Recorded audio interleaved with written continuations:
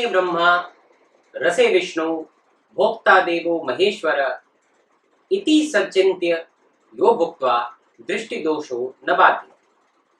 नमस्कार दोस्तों, मैं वैद्य चंद्रचूड़ मिश्रा स्वास्थ्य चर्चा के इस नए संस्करण में आपका स्वागत करता हूं।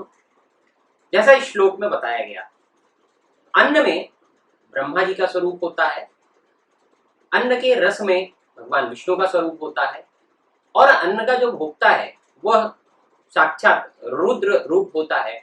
ऐसा विचार करके जो व्यक्ति भोजन करता है उसका भोजन निर्दोष रूप से पाप को प्राप्त होता है। मित्रों, जियोफिट आई केयर के इस चैनल पे आपका स्वागत है। आपसे मेरी यही अपेक्षा है कि आप इस चैनल को सब्सक्राइब करिए, इसमें दी गई वीडियोस को लाइक करिए और अधिक से अधिक शेयर करिए। ये श्लोक आयुर्वेद के ग्रंथ योग रत्नाकर से लिया गया है। बहुत सारे ग्रंथों में श्लोक आया है, जैसे भोजन से संबंधित एक ग्रंथ है क्षेम कौतूहल, भोजन कौतूहल, वहां पर भी इस श्लोक का वर्णन मिलता है।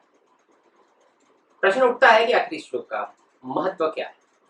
संसार की बहुत सी परंपराओं में भोजन करने से पूर्व अपने इष्ट देव का या उस परम पिता परमेश्वर का स्मरण करना, ऐसी परंपरा पाई जाती है।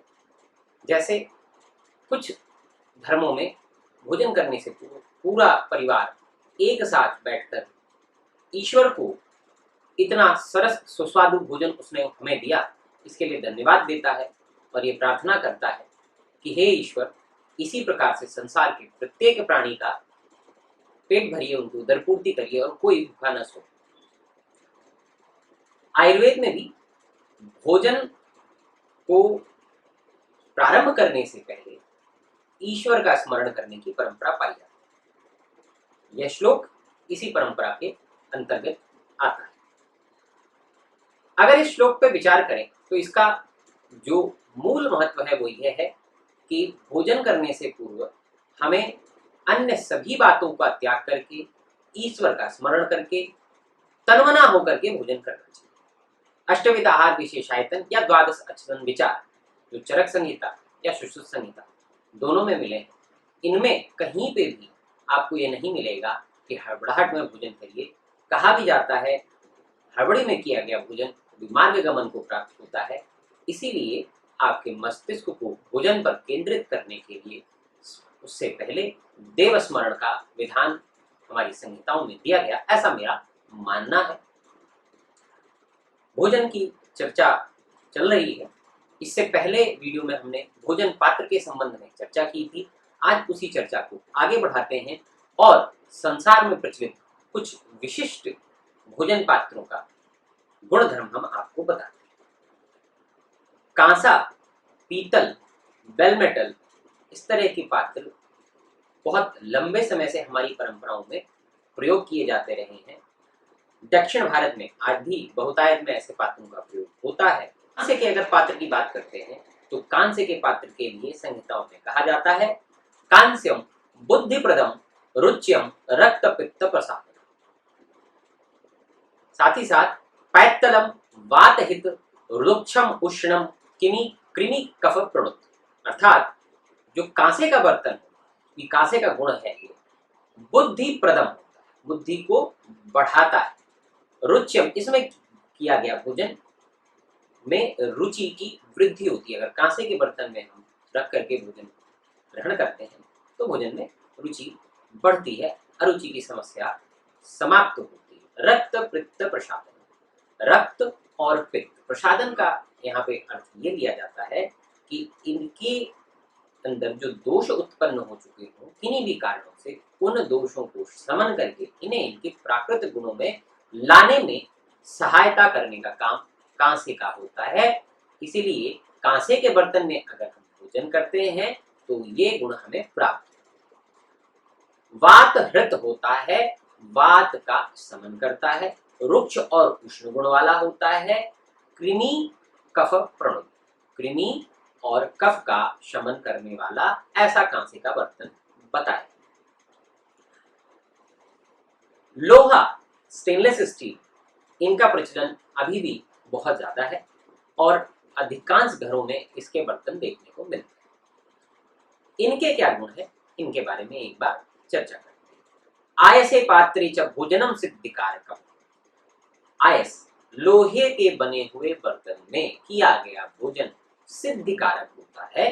इसको करने से हमें हमारा इच्छित फल प्राप्त होता है। और भोजन करने का हमारा इच्छित फल क्या होना चाहिए? भोजन का सही से पाक होना और उसका रस धातुओं में वृद्धि करे, तब तक धातुओं की वृद्धि करे और शरीर में अपने अपने गुणों का विकास करते हुए शरीर का पोषण करे।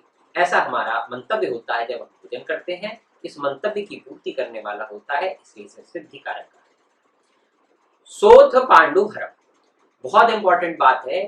आयस पात्र अर्थात लोहे से बना हुआ पात्र शोथ और पांडु का हरण करता है, मतलब स्वेलिंग को खत्म करता है, और पांडु एनीमिया की कंडीशन का ये नाश करता है। कितनी वैज्ञानिक बात। हम जब किसी एनीमिया के पेशेंट को देखते हैं, उसे ट्रीट करते हैं, तो हम उसे कहते हैं कि आयरन को बढ़ाने वाले जितने भी तत्व हैं, जितने समान गुण धर्म के फल हैं, सब्जियां हैं, शाक हैं, आप उनका प्रयोग करिए। यहाँ पे तो वो पात्र स्वयं में ही इस गुण को विकास करने वाला होता है।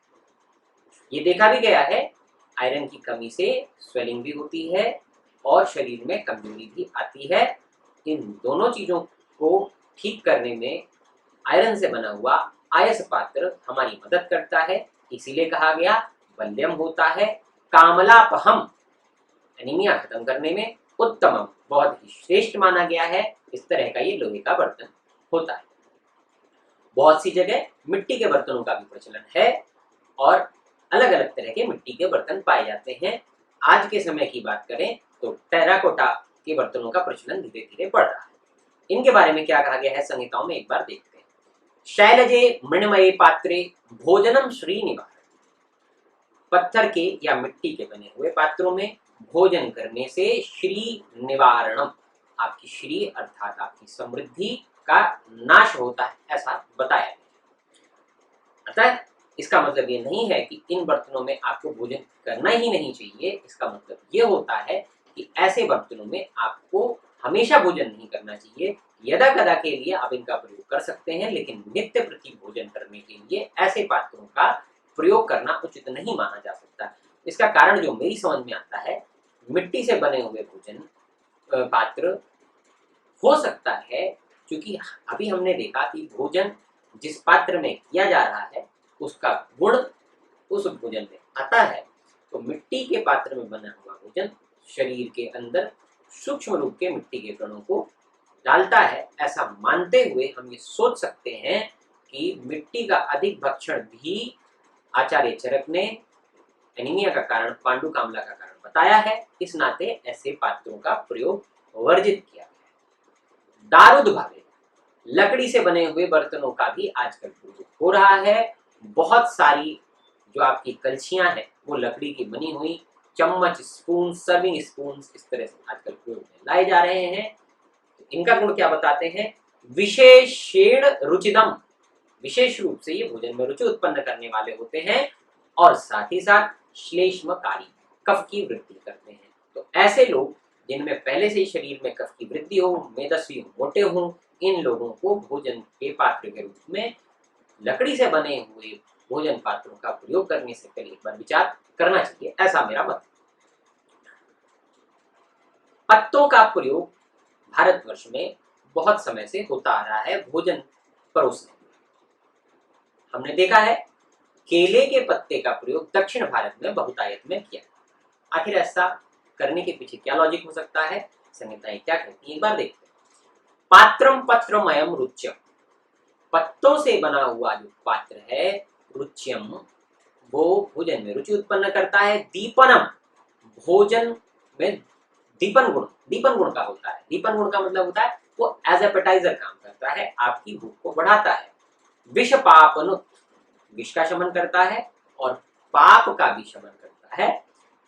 तो सबसे ज्यादा जो प्रयोग किया जाता है भोजन पात्र के रूप में पत्ता, वो है केले का। तो केले के पत्ते के क्या गुण है, एक बार हम देखते हैं।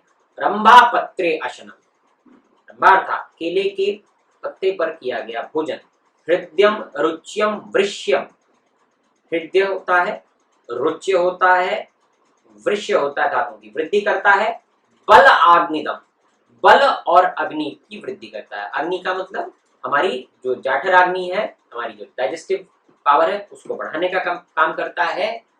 विष श्रम अनिल संश्लेषु, विष अर्थात टॉक्सिसिटी, श्रम थकावट, और अनिल आश्लेषु वात रक्त की जो व्याधियां हैं, जहां पर वात और रक्त का संयोग हो सकता है, उनको ठीक करने में ये हितम होता है, लाभकारी होता है। अर्थात ऐसी कंडीशन से पीड़ित जो लोग हैं, उनको अगर हम केले के पत्ते पर भोजन करने के लिए एडवाइस करते हैं तो निश्चित ही उनके लिए हितकारी होगा। लेकिन पांडव न शिष्यते, एनीमिया की कंडीशन में जिनको पांडु हो रखा है, वहां पर केले के पत्ते पर भोजन करना मना किया गया है।